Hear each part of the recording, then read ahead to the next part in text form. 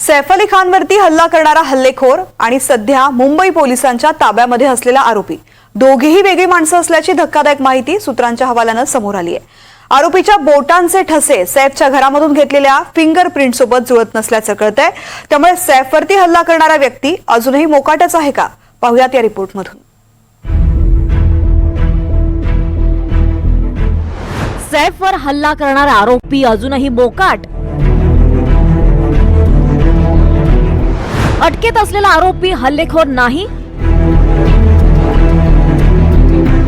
Forensic मध्ये आरोपीच्या बोटांचे ठसे जुळलेच नाहीत।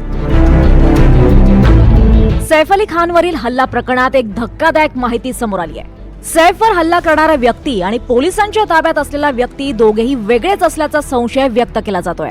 अटकेत असलेला आरोपी शहजादच्या बोटाचे ठसे आणि सैफच्या घरातील आरोपीच्या बोटांचे ठसे जुळत नसल्याचं सीआयडीच्या अहवालातून समोर आलंय। सूत्रांनी दिलेल्या माहितीनुसार मुंबई पोलिसांनी सैफ अली खानच्या फ्लॅटमधून एकूण 19 फिंगरप्रिंटचे नमुने घेतले। फ्लॅटमध्ये मिळालेले फिंगरप्रिंट आणि अटकेतील आरोपींचे फिंगरप्रिंट फॉरेन्सिक टीमकडून तपासण्यात आले। हेच फिंगरप्रिंटचे नमुने तपासणीसाठी सीआयडीकडेही पाठवण्यात आले होते। दोघांची तुलना केल्यानंतर दोन्ही फिंगरप्रिंट भिन्न असल्याचं निदर्शनास आलं। पोलिसांनी हा अहवाल आता पुण्यातील सीआयडी अधीक्षकांना पाठवलाय। यापूर्वी हल्लेखोराचं सीसीटीव्ही फुटेज आणि आरोपीच्या चेहरापट्टीवरूनही अनेक शंका उपस्थित करण्यात आल्या होत्या।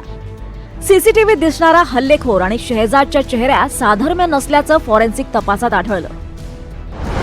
फोटो क्रमांक 1, तारीख 16 जानेवारी, स्थळ सैफ अली खानचं निवासस्थान। फोटो क्रमांक 2, तारीख 19 जानेवारी, स्थळ कासरवडवली, ठाणे।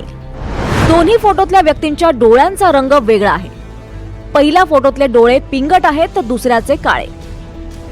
दोन्ही फोटोतल्या व्यक्तींचे केस वेगळे आहेत। पहिल्या फोटोतले केस हे भरघोस आहेत आणि दुसऱ्या फोटोतले केस हे विरळ। पहिल्या फोटोतल्या व्यक्तीचा रंग हा गोरा आहे तर दुसऱ्या फोटोतल्या व्यक्तीचा सावळा। हे दोन्ही चेहरे निरखून पाहिल्यानंतर पोलिसांच्या ताब्यात असलेला आरोपीच खरा हल्लेखोर आहे का असा संशय उपस्थित होतोय। घटनेच्या 3 दिवसानंतर पोलिसांनी शहजादला अटक केली होती। पोलिसांच्या रिमांडमध्ये असताना आरोपीनं गुन्ह्याची कबुली दिली असल्याचं सांगण्यात आलं। मात्र कोर्टातील सुनावणी दरम्यान आरोपीच्या वकिलांनी पोलिसांच्या तपासावरून ताशेरे ओढले। सैफ अली खानवर हल्ला झाला तेव्हा इमारतीची सुरक्षा व्यवस्था काय करत होती? हल्ला झाल्यानंतर सैफ अली खान कुटुंबानं सुरक्षा रक्षकांना तातडीनं का बोलावलं नाही? हल्ला झाल्यानंतर सैफ अली खान कुटुंबानं तातडीनं पोलिसांना का सांगितलं नाही? सैफ अली खानला स्वतःच्या गाडीऐवजी रिक्षानं रुग्णालयात का नेलं गेलं? जखमी सैफ सोबत त्याचा 8 वर्षांचा लहान मुलगा का गेला? घरातील मोठी जबाबदार व्यक्ती सैफ सोबत रुग्णालयात का गेली नाही? आरोपीच्या हातांचे ठसे घेण्यासाठी पोलिसांनी संपूर्ण मजला सील का केला नाही? आरोपी शहजाद हा बांगलादेशी नागरिक आहेच, यात कोणतीही शंका राहिली नाही।